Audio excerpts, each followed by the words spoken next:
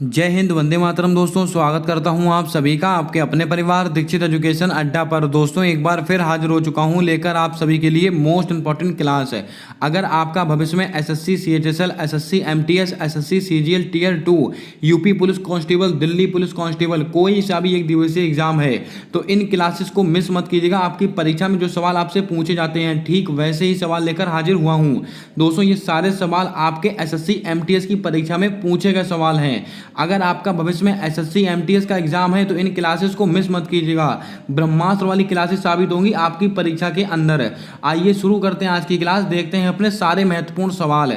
हमसे पहला सवाल पूछा गया है कि अनुच्छेद 352 का संबंध निम्नलिखित में से किससे है? वित्तीय आपात से है, राष्ट्रीय आपात से है, राष्ट्रपति शासन से है, आकस्मिक निधि से है। दोस्तों, आपको बता दें अनुच्छेद 352 इसका दोस्तों संबंध है राष्ट्रीय आपात से। आपका ऑप्शन नंबर बी बिल्कुल सही जवाब होगा, इसको आप ध्यान में रखेंगे। अगर आपसे सवाल में पूछ लिया जाए राष्ट्रपति शासन, इसका उल्लेख कौन से आर्टिकल में? Article number 356। और दोस्तों, वित्तीय आपात ये कौन से आर्टिकल में? Article number 360। ये तीनों सवाल आपको याद रखने हैं। अगर आपसे क्वेश्चन पूछ लिया जाए आपात अनुबंध, कौन सा दोस्तों?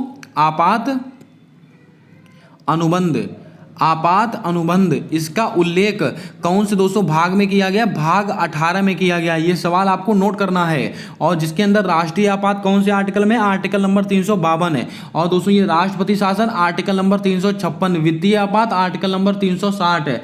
आपकी जानकारी के लिए बता दें, ये आर्टिकल नंबर 360 यानी कि वित्तीय आपात अपने भारत देश में अभी एक भी बार नहीं लगा है। आपके ऑप्शन में आकस्मिक निधि देके रखा है तो आपको दोस्तों याद होगा आकस्मिक निधि, इसका उल्लेख कौन सी आर्टिकल में है? जल्दी से कमेंट करके बताएं। बहुत ही महत्वपूर्ण सवाल है आपकी परीक्षा को लेकर। आकस्मिक निधि का उल्लेख कौन सी आर्टिकल में है? ऑप्शन में आपको दे देता हूं 266 कि 267। इसका जवाब आपको कमेंट कर बताना है। चलिए बढ़ते हैं नेक्स्ट क्वेश्चन की ओर। हमारा अगला क्वेश्चन हमसे पूछा गया कि राष्ट्रीय नई शिक्षा नीति 2020 को अपनाने वाला पहला राज्य कौन सा था? केरल, कर्नाटक, तमिलनाडु, उड़ीसा। दोस्तों, आपको बता दें ये सारे सवाल एसएससी एमटीएस में पूछे गए सवाल हैं। दोस्तों, राष्ट्रीय शिक्षा नीति 2020 इसको अपनाने वाला पहला राज्य कौन सा बन चुका है? तो आपको नोट करके रखना है, कर्नाटक आपका बिल्कुल सही जवाब हो जाएगा। इसको आप ध्यान में रखेंगे। राष्ट्रीय शिक्षा नीति 2020 इसको अपनाने वाला पहला राज्य कौन सा है? केरल। अब दोस्तों माफ कीजिएगा, कर्नाटक। अब दोस्तों महत्वपूर्ण फैक्ट मैं आपको यहां से और नोट कराता हूं। अगर आपसे पूछ लिया जाए पहला जल बजट पेश करने वाला राज्य कौन सा है? जल बजट। जल बजट अगर आपसे पूछा जाए कि जल बजट पेश करने वाला पहला राज्य कौन सा बन चुका है? केरल। अब दोस्तों आपको याद होगा खुद की इंटरनेट सेवा प्रारंभ करने वाला पहला राज्य कौन बन चुका है? केरल। अब दोस्तों के फोन प्रोजेक्ट इसको दोस्तों लॉन्च करने वाला कौन बन चुका है? केरल बन चुका है। ये बात आपको याद रखनी है। अगर दोस्तों आपसे पूछ लिया है तमिलनाडु, आपको दोस्तों याद होगा तमिलनाडु से आपको क्या याद रखना है? डुगोंग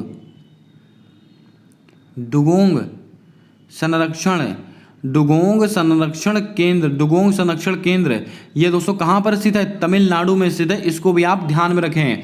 और दोस्तों आपको एक बात और याद रखनी, तमिलनाडु से सत्यमंगलम टाइगर रिजर्व ये दोस्तों कहां पर स्थित है? ये भी तमिलनाडु में स्थित है। इसको T+2 अवार्ड दिया गया 2022 वाला, इसीलिए सवाल हमारे लिए महत्वपूर्ण रहेगा। चलिए बढ़ते हैं अगले क्वेश्चन की ओर। हमारा अगला क्वेश्चन पूछा गया कि इल्तुतमिश की पुत्री का क्या नाम था? रजिया सुल्तान, रानी उदयामती, नूरजहां, बेगम जहां। दोस्तों आपको बता दें इल्तुतमिश इनकी पुत्री का क्या नाम था? रजिया सुल्तान। आपका ऑप्शन नंबर ए बिल्कुल राइट आंसर होगा, इसको आप ध्यान में रखेंगे।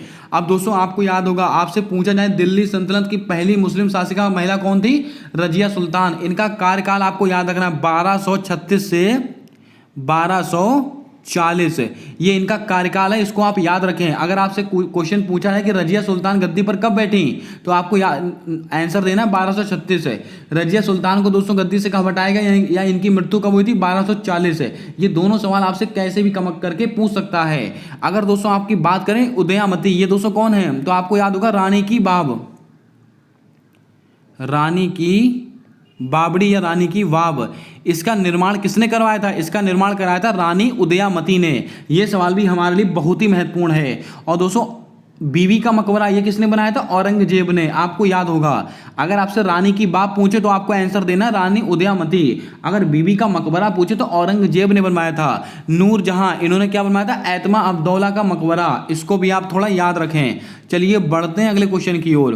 हमारा अगला क्वेश्चन पूछा गया कि वर्ष 2022 तक गोवा के मुख्यमंत्री कौन हैं? डॉक्टर मानिक साहा, प्रमोद सावंत, एकनाथ शिंदे, भगवंत मान। आपकी परीक्षा में पूछे गए सवाल चारों ऑप्शन हमारे लिए बहुत ही महत्वपूर्ण हैं। दोस्तों 2022 तक गोवा के मुख्यमंत्री कौन हैं? तो आपको याद होगा प्रमोद सावंत जी हैं। आपका ऑप्शन नंबर बी बिल्कुल राइट आंसर होगा, इसको आप ध्यान में रखें। अब दोस्तों गोवा की बात आई है तो आइए चलते हैं गोवा की तरफ। दोस्तों आपको याद होगा भारत का पहला हर घर जल वाला राज्य कौन बन चुका है? गोवा। सवाल नंबर 1, भारत में दोस्तों पूरे भारत में एकमात्र राज्य है जिसमें दोस्तों आर्टिकल 44 यानी कि समान सिविल संहिता लागू है। कौन सा दोस्तों राज्य है? गोवा। और दोस्तों भारत का पहला रेबीज मुक्त दोस्तों राज्य कौन सा है? गोवा। इसके अलावा दोस्तों गोवा को अलग से राज्य का दर्जा कब मिला था? 56वें कॉन्स्टिट्यूशन अमेंडमेंट के द्वारा, जो कि कब हुआ था? 1987 में हुआ था। अगर आपसे पूछे गोवा को अलग से राज्य का दर्जा कब दिया गया? 56वें संविधान संशोधन के द्वारा। और 56वां संविधान संशोधन कब हुआ था? 1987 को। दोस्तों आपको याद होगा वर्ष 1961 में ऑपरेशन विजय के तहत हमने गोवा को पुर्तगाल से आज़ाद कराया था। अगर आपसे क्वेश्चन पूछा जाए कि गोवा किसका उपनिवेश था? पुर्तगाल का। इसको आप ध्यान में रखें। जल्दी से कमेंट में छाप कर बताएं गोवा की राजधानी कौन सी है। इसका जवाब आपको कमेंट कर बताना है। एकनाथ शिंदे, ये दोस्तों कहाँ के मुख्यमंत्री हैं? महाराष्ट्र के। कहाँ के हैं? महाराष्ट्र के मुख्यमंत्री हैं। अब दोस्तों यहां से आपको एक सवाल और याद रखना है। दोस्तों सबसे युवा स्पीकर कौन बने हैं? राहुल नार्वेकर। यह सवाल बहुत ही छुपा रुस्तम सवाल है। राहुल नार्वेकर ये दोस्तों सबसे युवा मंत्री बने, इसको आप ध्यान में रखेंगे। अगर आपसे पूछा है भगवंत मान, ये दोस्तों कौन है? पंजाब के मुख्यमंत्री हैं। कहाँ के?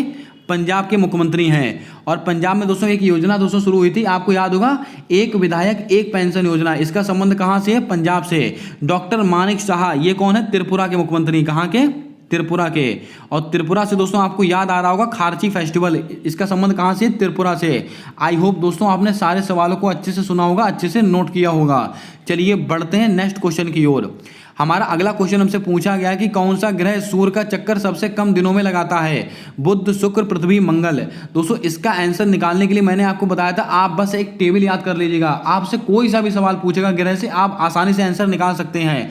आपको दोस्तों मैंने बताया था सूर्य से क्रम, आपको क्या याद रखना? मान लीजिएगा दोस्तों ये आपका सूर्य है, मान लीजिए दोस्तों ये आपका सूर्य है, और इसे दोस्तों आपको किस क्रम में ग्रहों को याद करना है? बुध, शुक्र, पृथ्वी और मंगल। बुध, शुक्र, पृथ्वी, मंगल। और इसके बाद बृहस्पति, शनि, अरुण और लास्ट में वरुण। ये दोस्तों आप इनको इसी क्रम में याद कीजिएगा। अब दोस्तों कितना सवाल हमारा आसान हो गया। अगर आपसे सवाल पूछा गया कि कौन सा ग्रह सूर्य का चक्कर सबसे कम दिनों में लगाता है, दोस्तों सूर्य के सबसे पास कौन है? बुध। तो सबसे कम दिन कौन लेगा? बुध। तो आपके ऑप्शन में बुध देकर रखा, तो यही आपका राइट आंसर हो जाएगा। अगर आपसे पूछ लेता सूर्य से पांचवा ग्रह कौन सा, तो दोस्तों आप फटाफट गिनकर 1 2 3 4 5 बृहस्पति, आप कोई सा भी आंसर दे सकते हैं। और ये दोस्तों बुध, शुक्र, पृथ्वी, मंगल, ये कैसे ग्रह हैं? ये दोस्तों आंतरिक ग्रह हैं। बृहस्पति, शनि, अरुण, वरुण, ये कौन से ग्रह हैं? ये दोस्तों बाह्यतम ग्रह हैं, बाहरी ग्रह हैं। और एक सवाल आपसे पूछा गया था कि कौन सा ग्रह सबसे बाह्यतम ग्रह है, तो आप देख सकते हैं सबसे बाह्यतम ग्रह कौन सा है? वरुण। इसको आप याद रखेंगे। आपको याद होगा बृहस्पति और मंगल, इनके बीच में एक बेल्ट पाई जाती है, एस्ट्रॉइड बेल्ट। आपको मैंने कई बार नोट कराई है, उसको कहते हैं क्षुद्र बेल्ट। ये सारे क्वेश्चन आपको याद रखने हैं, आपकी परीक्षा में आपको 100% नंबर दिलाएंगे। आइए चलते हैं अगले क्वेश्चन की ओर। दोस्तों मैं देने वाला हूं आपको बहुत ही महत्वपूर्ण जानकारी, उसको आप सुनकर जाइएगा। दोस्तों अगर आप भविष्य में SSC MTS, SSC CGL tier 2, SSC CHSL tier 2 का अगर एग्जाम देने वाले हैं, तो आप लोगों के लिए लेकर आया हूं ब्रह्मास्त्र वाले ई नोट्स। जी हां दोस्तों, जीके, जीएस, करंट और स्टैटिक जीके के मिक्स ऐसे ई नोट्स हैं जिनको पढ़कर आप आसानी से 25 में से 18 से 20 सवाल आसानी से इसको बना सकते हैं, बहुत ही कंसाइज रूप में। और दोस्तों एकदम ऑथेंटिक रूप से दोस्तों आपको इसके अंदर पूरा मैटर मिलने वाला है। दोस्तों इसके बारे में आपको थोड़ी सी जानकारी देता हूं। इसमें आपको क्या क्या मिलेगा? History, polity, geography, science, economics और विविध स्टैटिक जीके के टॉपिक वाइज आपको यहां पर रिवीजन करने को मिलेगा, बहुत ही कंसाइज रूप में और बहुत ही कम समय में आप दोस्तों अपनी स्टैटिक जीके को बहुत ही मजबूत कर सकते हैं। और मैं आपको लेकर आया हूं बहुत ही अफोर्डेबल प्राइस में, मात्र 260 रुपीज में आप इसको पे कर सकते हैं और दोस्तों इसको परचेज कर सकते हैं। और दोस्तों करंट अफेयर्स यानी कि जनवरी से लेकर जुलाई तक के ई नोट्स मैं आप लोगों के लिए लेकर आया हूं। इसके अंदर क्या है, आपको दोस्तों जनवरी से लेकर जुलाई तक के जितने भी क्वेश्चन बन सकते हैं आपकी परीक्षा में, आपको वन लाइनर फैक्ट के रूप में यहां पर उपलब्ध कराए गए हैं। इसको भी परचेस करने के लिए केवल आपको 60 रुपीज़ पे करने पड़ेंगे। बहुत ही अफोर्डेबल प्राइस में और बहुत ही कंसाइज रूप में आपको ये ई नोट्स प्रदान किए जा रहे हैं। अब दोस्तों सबसे बड़ी बात, अगर दोस्तों आप स्टैटिक जीके यानी कि जीके और करंट अफेयर मिक्स के नोट्स लेना चाहते हैं तो बहुत ही अफोर्डेबल प्राइस में मात्र 75 रुपये में आपको मिलेंगे। और इसमें दोस्तों आपको क्या मिलेगा, पूरे जीके जीएस का मैटर मिलने वाला है और दोस्तों आपको यहाँ पर करंट अफेयर मिलने वाली है। और यकीन मानिए ये ऐसे ई नोट्स होंगे, इनको आप बहुत कम समय में पढ़कर अपनी स्टैटिक जीके में 25 में से कम 18 से 20 सवाल आसानी से बना ले जाएंगे। अगर दोस्तों आपको ये ई नोट्स पसंद आते हैं तो दोस्तों आप इसका लिंक मैंने अपने कमेंट बॉक्स में और डिस्क्रिप्शन बॉक्स में पिन करके रखा है, वहां से आप इसको परचेस कर सकते हैं। बहुत ही अफोर्डेबल प्राइस में आपको ये उपलब्ध कराए जा रहे हैं। आइए चलते हैं अपने अगले क्वेश्चन की ओर। दोस्तों हमारा अगला क्वेश्चन पूछा गया है कि 2011 की जनगणना में सर्वाधिक बोली जाने वाली भाषा कौन सी थी? हिंदी, बांग्ला, मराठी, पंजाबी। दोस्तों आपकी जानकारी के लिए बता दें 2011 की जनगणना में सर्वाधिक बोले जाने वाली भाषा कौन है, तो आपको ध्यान में रखना हिंदी। आपका ऑप्शन नंबर ए बिल्कुल राइट आंसर हो जाएगा, इसको आप याद रखेंगे, बहुत ही अच्छा सवाल है।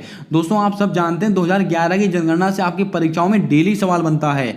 अब 2011 की जनगणना की बात करें तो आपको दोस्तों याद होगा जनगणना की शुरुआत दोस्तों कब हुई थी? 1872 में हुई थी। किसके समय में हुई थी? मेयो के समय हुई थी। किसके? मेयो के समय हुई थी। और रिपन ने, किसने दोस्तों? रिपन ने दोस्तों, लॉर्ड रिपन ने 1881 में दशकीय आधार पर जनगणना प्रारंभ की थी। ये दो बातें आपको याद रखनी है, बहुत ही अच्छे सवाल हैं। अब दोस्तों आपको कमेंट करके बताना है जो जनगणना है वो किस सूची का विषय है, समवर्ती सूची का विषय है, संघ सूची का विषय है कि राज्य सूची का विषय है। इसका जवाब आपको कमेंट कर बताना है। चलिए बढ़ते हैं अगले क्वेश्चन की ओर। हमारा अगला क्वेश्चन पूछा गया कि प्रोटॉन कण पर कौन सा आवेश पाया जाता है? ऋण आवेश, धन आवेश, उदासीन, इनमें से कोई नहीं। दोस्तों आपको याद होगा प्रोटॉन कण पर कौन सा आवेश पाया जाता है? धनावेश पाया जाता है। आपका ऑप्शन नंबर बी बिल्कुल सही जवाब होगा। और दोस्तों इलेक्ट्रॉन पर कौन सा आवेश पाया जाता है? माइनस, यानी कि दोस्तों ऋणावेश पाया जाता है इलेक्ट्रॉन पर। अब दोस्तों कुछ महत्वपूर्ण फैक्ट मैं आपको और बताता हूँ। आपको याद होगा इलेक्ट्रॉन, प्रोटॉन, न्यूट्रॉन। दोस्तों आपने एक सूत्र पढ़ा होगा, ईंट पर नाच। ये दोस्तों फॉर्मूला बच्चे ने पढ़ा, ईंट पर नाच। इसमें दोस्तों आपको मैं क्या बताना चाहता हूँ, बहुत ध्यानपूर्वक सुनिएगा। इसे इलेक्ट्रॉन टा से जे टॉमसन, इलेक्ट्रॉन की खोज किसने की है? जे टॉमसन ने की है, आपको याद होना चाहिए। पा से प्रोटॉन, प्रोटॉन की खोज किसने की है? तो दोस्तों आपको रदरफोर्ड नहीं लगा कर आना है आंसर, गोल्डस्टीन। किसने? गोल्डस्टीन ने। अगर आपसे सवाल पूछे कि प्रोटॉन की खोज किसने की तो आपका आंसर होगा गोल्डस्टीन। लेकिन प्रोटॉन शब्द किसने दिया था? रदरफोर्ड। किसने दिया था? रदरफोर्ड।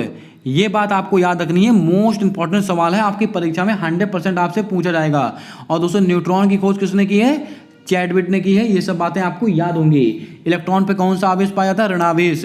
और प्रोटॉन पर धनावेश। और जो न्यूट्रॉन होता है वो कैसा होता है? उदासीन। ये बातें आपको ध्यान में रखनी है। अगर आप क्लास को पहली बार देख रहे हो तो क्लास को लाइक कर दें, चैनल पर नए हो तो चैनल को सब्सक्राइब कर बेल वाला आइकन ध्यान से दबा लें, ताकि आने वाली क्लासेस के अपडेट्स आप तक आसानी से पहुंचते रहें। और दोस्तों अपने दोस्तों तक जरूर क्लास शेयर कर दें जिसका भी किसी भी एग्जाम अभी बाकी है। अगला क्वेश्चन हमसे पूछा गया कि बंगाली गद्यांश के पिता किसे कहा जाता है? काली प्रसन्न सिंह को कहा जाता है, पंडित रविशंकर को, पंडित शिव कुमार शर्मा को, बिस्मिल्लाह खान को। दोस्तों आपको बता दें बंगाली गद्यांश का पिता किसको कहते हैं? काली प्रसन्न सिंह। आपका ऑप्शन नंबर ए बिल्कुल राइट आंसर होगा, इसको आप याद रखें। ये सब सवाल आपके एमटीएस में पूछे गए सवाल हैं। अगर हम बात करें पंडित रविशंकर, इनका संबंध किससे है? सितार वादक,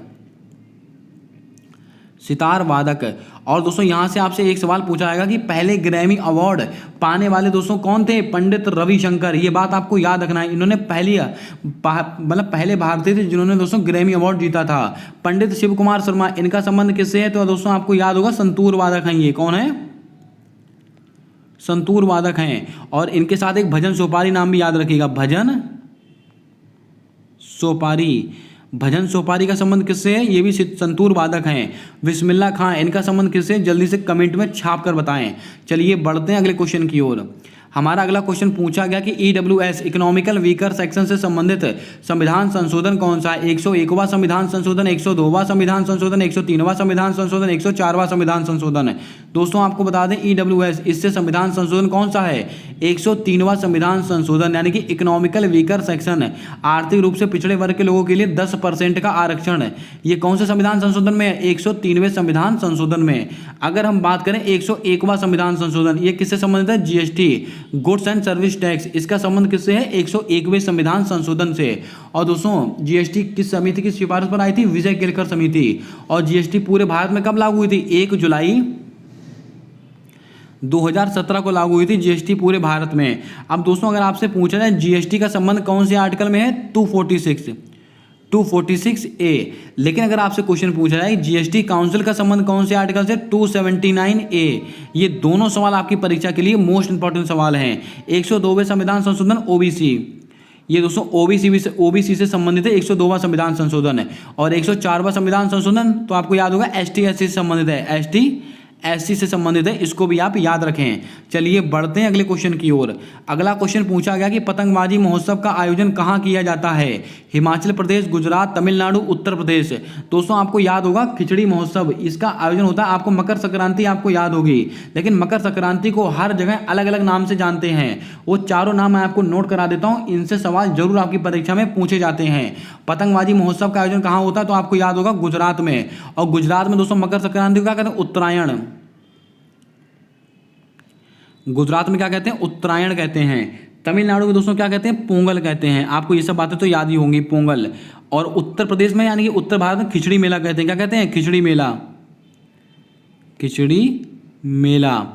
और दोस्तों आपको याद होगा हिमाचल प्रदेश में क्या कहते हैं? माघ साजी, माघ साजी। और दोस्तों पंजाब साइड क्या कहते हैं? लोहड़ी वगैरह कहते हैं। आपको ये सब बातें याद होंगी। चलिए बढ़ते हैं अगले क्वेश्चन की ओर। हमारा अगला सवाल पूछा गया कि निम्नलिखित में से भूटान का राष्ट्रीय खेल कौन सा है? बैडमिंटन, बेसबॉल, वॉलीबॉल, तीरंदाजी। आपके MTS में पूछा गया सवाल, भूटान का राष्ट्रीय खेल कौन सा है? तीरंदाजी। आपका ऑप्शन नंबर डी बिल्कुल राइट आंसर हो जाएगा, इसको आप याद रखें। अब दोस्तों कुछ महत्वपूर्ण फैक्ट जो मैं आपको बताने वाला हूं, जैसे कि बैडमिंटन। बैडमिंटन कहाँ का राष्ट्रीय खेल है? Indonesia, Indonesia. बैडमिंटन से आपको इंडोनेशिया याद रखना है। बेसबॉल दोस्तों कहाँ का है? अमेरिका का है। परीक्षा में पूछा गया सवाल, बेसबॉल दोस्तों कहाँ का है? ये दोस्तों आपका नेपाल का है। कहाँ का? नेपाल का। ये बातें आपको याद रखनी है, सवाल आपसे कभी भी कहीं भी पूछे जा सकते हैं। चलिए बढ़ते हैं अगले क्वेश्चन की ओर। झूम खेती को और किस अन्य नाम से जानते हैं? स्थानांतरण खेती, स्लैश एंड बर्न खेती, मानसूनी खेती, इनमें से कोई नहीं। दोस्तों आपको याद होगा झूम खेती को अन्य किस नाम से जानते हैं? अगर आपके ऑप्शन में स्थानांतरण खेती देके रखा हो तो आपका ऑप्शन स्थानांतरण खेती सही होगा। अगर आपके ऑप्शन में स्थानांतरण खेती ना देके रखा हो, स्लैश एंड बर्न खेती देके रखा हो, तो आपका यही राइट आंसर हो जाएगा। यानी कि दोस्तों अगर आप कहें तो इसका आंसर दोस्तों आप A+B दोनों को दोस्तों कहते हैं, इसको आप याद रखेंगे।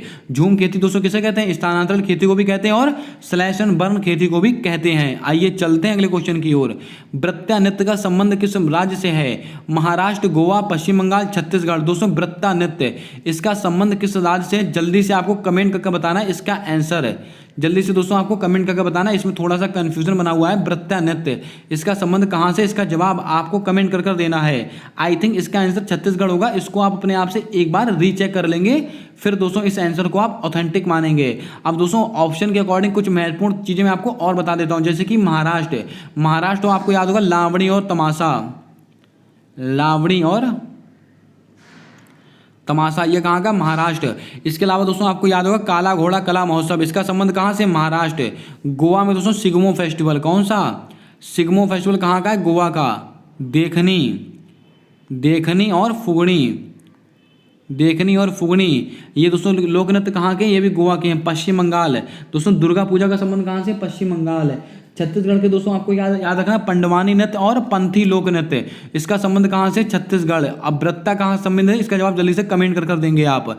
नर्मदा नदी का उद्गम स्थान कौन सा है? महाबलेश्वर की पहाड़ी, अमरकंटक की पहाड़ी, त्र्यंबकम की पहाड़ी, कोडागू जिला। दोस्तों आपको याद होगा, मैं कई बार नोट करा चुका हूँ, नर्मदा नदी, इसका उद्गम स्थान दोस्तों कहाँ से है? अमरकंटक की पहाड़ी से निकलती है नर्मदा नदी। अब दोस्तों महाबलेश्वर की पहाड़ी यहाँ से कौन सी? कृष्णा नदी। अगर आपसे पूछे कृष्णा नदी का उद्गम स्थान कहाँ से है? महाबलेश्वर की पहाड़ी से। त्र्यंबक की पहाड़ी से दोस्तों गोदावरी नदी निकलती है, कौन सी?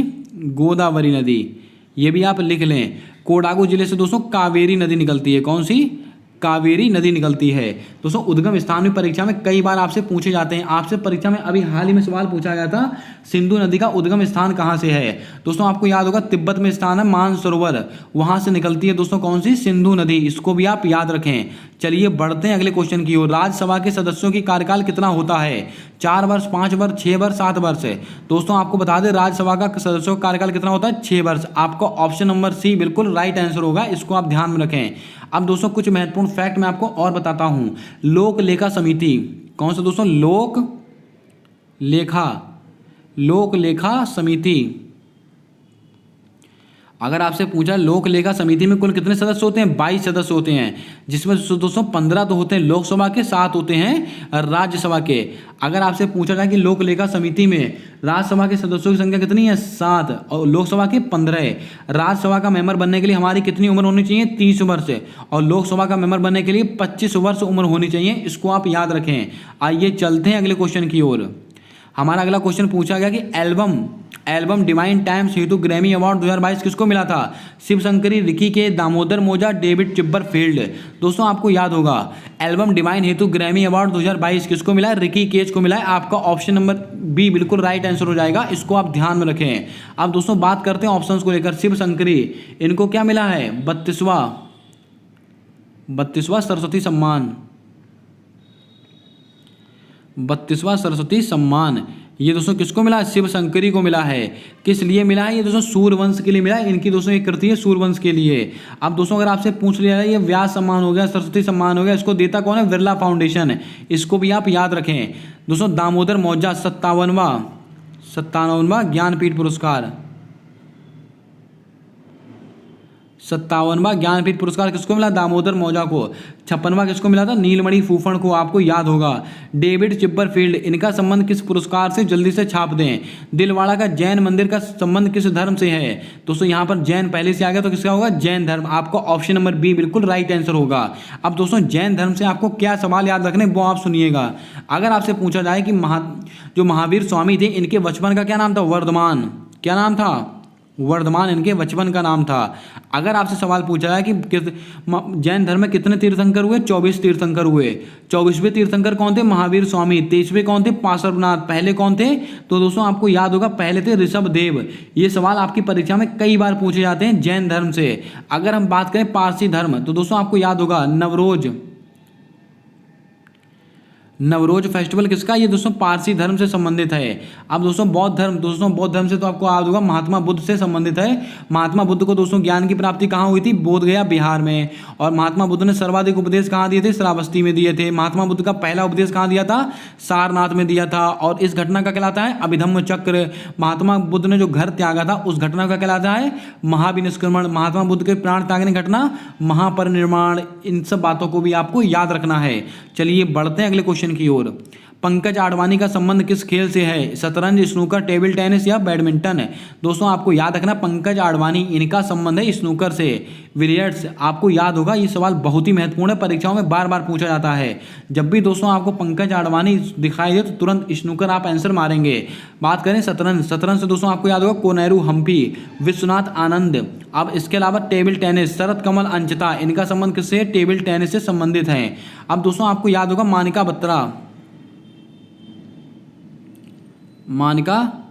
बत्रा, इनका संबंध किससे, इनका संबंध किस खेल से, जल्दी से कमेंट करके बताएं। और इनको वर्ष 2020 में दोस्तों कौन सा अवार्ड मिला था, मेजर ध्यानचंद खेल रत्न पुरस्कार है। ये सवाल भी हमारे लिए बहुत ही महत्वपूर्ण है। आपसे सवाल पूछा जाएगा कि 2020 में मेजर ध्यानचंद खेल रत्न पुरस्कार निम्नलिखित में से किस महिला को मिला है, मानिका बत्रा। जल्दी से कमेंट करके बताएं ये किस खेल की प्लेयर है, इसका जवाब आपको कमेंट कर बताना है। चलिए बढ़ते हैं अगले क्वेश्चन की ओर। कथकली का संबंध निम्नलिखित में से किस राज्य से है, तो दोस्तों बच्चे को कथक पता है। कथकली और मोहिनीअट्टम कहाँ का है, केरल का है। इसको हम फटाफट कर लेते हैं, आगे बढ़ते हैं। दोस्तों मच्छर किस संघ का प्राणी है, तो आपको दोस्तों याद होगा आर्थ्रोपोडा। आपका ऑप्शन नंबर बी बिल्कुल सही जवाब होगा, इसको आप ध्यान में रखें। मच्छर किस संघ का प्राणी है, आर्थ्रोपोडा संघ का प्राणी है। इसको भी आपको ध्यान में रखना है। ये दोस्तों कुछ महत्वपूर्ण सवाल थे जो आपकी परीक्षाओं में आपसे पूछे जा सकते हैं, चाहे आप एसएससी सीजीएल का एग्जाम देने वाले हो, चाहे सीएचएसएल का एग्जाम देने वाले हो, चाहे आप एमटीएस का एग्जाम देने वाले हो, या कोई सा भी एक दिवसीय एग्जाम देने वाले हों। आप सब जानते हैं कि सीएचएसएल की दोस्तों जो शिफ्टों में सवाल पूछे जा रहे हैं वो हम शाम वाली क्लास के अंदर डिस्कस करते करते हैं। अगर दोस्तों आज सवाल प्राप्त हुए तो हम शाम वाली क्लास में उसका सटीक एनालिसिस करेंगे, उसकी टेंशन आप मत लीजिएगा। और दोस्तों अगर आप कोई सा भी एग्जाम देने वाले हैं तो इन क्लासेस को मिस मत कीजिएगा। अगर आपको इसका पीडीएफ चाहिए तो आप हमारे टेलीग्राम चैनल को ज्वाइन कर सकते हैं, उसका लिंक मैंने कम्युनिटी पोस्ट में पोस्ट करके रखा हुआ है। मिलते हैं आने वाली अगली क्लास के अंदर, तब तक के लिए जय हिंद, जय भारत। दोस्तों अपना सपोर्ट, अपना प्रेम हमारे यूट्यूब चैनल के साथ हमेशा यूं ही बनाकर रखिएगा।